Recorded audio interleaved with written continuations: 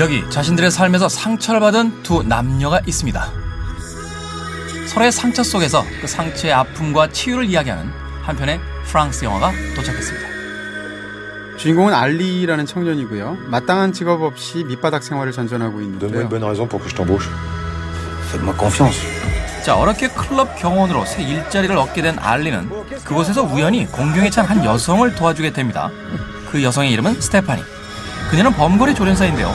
알리와의 우연한 만남 이후 스테파니는 범거래에게 두 다리를 잃게 되는 끔찍한 사고를 당하게 됩니다. 깊은 절망에 빠진 스테파니, 문득 알리가 남긴 전화번호를 떠올리게 되는데요.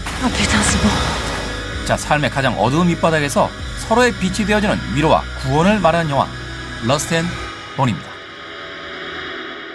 영화의 제목부터가 러스트 앤 본, 우리말로 얘기하면 녹이 슬다 할 때 녹과 뼈라는 얘기니까 뭔가 멜로 영화 제목치고는 굉장히 처절한 느낌이 나죠. 특히 멜로는 사랑 이야기이기 때문에 역시나 남녀 주인공을 맡고 있는 그 배우들을 이야기 안 할 수 없습니다. 그렇습니다. 사실 이 영화의 대중적으로 가장 큰 매력이 있다면 아무래도 마리온 코티야르가 아닌가. 그렇죠. 네. 이 마리온 코티야르라고 하면 우리에게는 가장 최근에 인셉션의 레오나르도 디카프리오의 그 아내로 출연을 해서 그렇습니다. 아주 강렬한 인상을 남겼고, 또 평론가들과 관객들에게 극찬을 받았던 에디트 피아프를 연기했던 라비앙 로즈에서 또 연기력을 검증받은 그런 배우이기도 하죠. 라비앙 로즈를 보시게 되면 에디트 피아프가 키가 147cm밖에 안 되잖아요. 근데 영화 속에서 특수효과 같은 것을 전혀 쓰지 않았음에도 불구하고 일단 체구 자체를 굉장히 작게 몸을 말아서 연기를 하는데 진짜 147cm로 보여요. 그 정도로 뛰어난 연기를 했었죠. 근데 이 영화 속에서 역시 명불허전이라고 정말로 멋진 연기를 보여주는데, 가장 인상적인 장면이라면 역시 그 병원에서 자신이 두 다리를 잃은 걸 알고 나서 네네. 한동안 침묵에 빠져있다 갑자기 그 울부짖기 시작하는. 얼마나 황당하면서 슬프겠습니까? 근데 그 상황에서 이제 병실 바닥을 이렇게 막 헤매면서 우는데 울 때 차마 소리가 나오지 않을 정도로 절망해서 웁니다. 그런 연기 굉장히 좋고, 그 이후에 보면 이제 몽타주 씬으로 병문안하러 사람들이 오면 네. 쳐다보지 않고 앞에 망연자실하게 있다든지, 옆에 칼이 있는데 그걸 몰래 자해를 하기 위해서 딱 쥐는데 간호사가 뺐을 때 그 처연한 표정이라든지. 사실 마리온 코티야르의 그 다리를 잃은 것을, 그것이 CG임을 알매도 불구하고 마리온 코티야르의 그 어떤 연기였던 그 뭐랄까 설득력 때문에 영화를 보는 내내 실제 저 배우가 다리를 잃은 것이 아닐까라는 생각이 들 정도로 그렇습니다. 굉장히 몰입해 들어갔던 그런 기억이 납니다. 그렇습니다. 남자 배우 얘기도 우리가 안 할 수는 없잖아요. 뭐 하기는 싫지만 잠깐 거론하죠. 마리안 코티야르로 그냥 계속 가도 될 것 같은데 네. 어쩔 수 없이 남자 배우 이름을 또 거론을 해야 될 것 같습니다. 네. 벨기에 배우 마티아스 슈에나이츠. 네. 이름도 힘들어. 어렵습니다. 이름도 힘들고 네. 처음 봤네 이름. 네. 이 영화에서. 이 배우는 뭐라고 그럴까요? 감독이 정말 저격 캐스팅을 한 것 같아요. 영화를 딱 보면 저 배우 연기 잘한다가 아니라 저 배우는 실제로 저런 생활을 하는 사람을 데려다 쓴 것 같은 느낌이에요. 근데 영화 속에서 보면 진짜 스테파니가 왜 저런 거리의 남자인 것 같고 굉장히 위험한 삶을 사는 남자를 여자가 좋아하게 됐을까? 저는 두 가지 같아요. 하나는 그 남자의 육체성에 반한 거예요.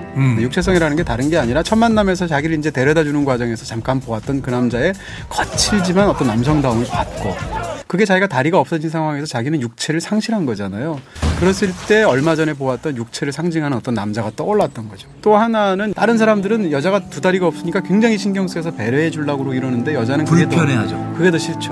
근데 이 남자는 얼마나 이상한 남자인가 하면 같이 바닷가를 놀러 나갔는데 자기가 수영하려고 하면서 당신은 수영 안 해요?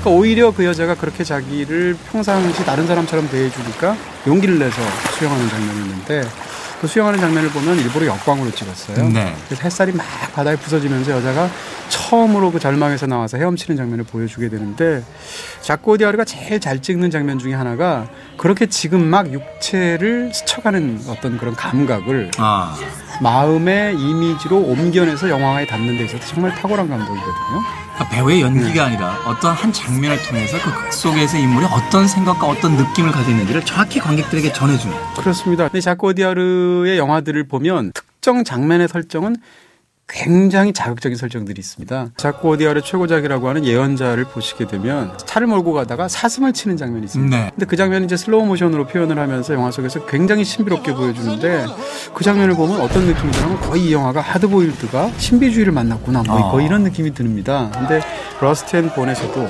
상대방 주먹에 맞아서 이빨이 빠집니다. 그래서 그게 바닥에서 팽그르르 돌아가요. 그럼 굉장히 폭력적인 장면인데 그것을 보여주는 방식 같은 것은 이상하게 서정적으로까지 보여진다는 거죠. 이렇게 한편에서는 폭력, 한편에서 서정이 있는데 이 두 가지를 겹쳐내는 방식이 자코 오디아르는 굉장히 탁월한 부분이 있죠.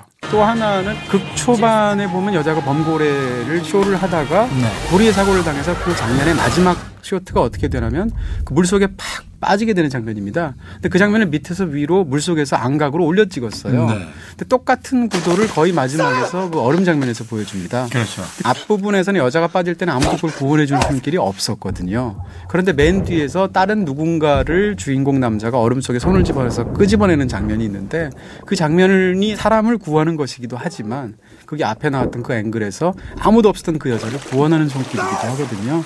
그렇게 쇼트들을 앞뒤로 연결해 가면서 이 영화에서 가장 강한 시각적인 매듭을 만들어주는 거죠. 자, 그렇다면 이 러스트 앤 본 처음 아쉬운 점은 없었을까요? 아쉬운 점. 저는 라스트 씬이 아쉬웠습니다. 이 멋진 캐릭터들이 펼쳐나가는 이야기를 결국 이렇게 굉장히 관습적으로 끝낼 수밖에 없었을까. 쉽게 얘기하면 너무 심파적인 결론으로 도달한 것이 아닐까. 그렇습니다. 특히 자코 오디아르 감독에 대한 기대가 워낙 크니까 대중적이진 않지만 예언자 같은 걸작을 바로 직전에 봤으니까. 근데 러스트 앤 본은 그 정도는 아닌 것 같고요. 대신 예언자보다는 훨씬 더 대중적인 영화. 사실은 뭐 프랑스 영화 같은 데 대해서 거부감을 가진 사람들도 있잖아요. 근데 그런 사람들도 즐겁게 볼 수 있는 그런 작품이 됐죠. 역설적으로. 저는 뭐 개인적으로 이 영화의 유일한 흠이라면 남자 배우. 그렇죠.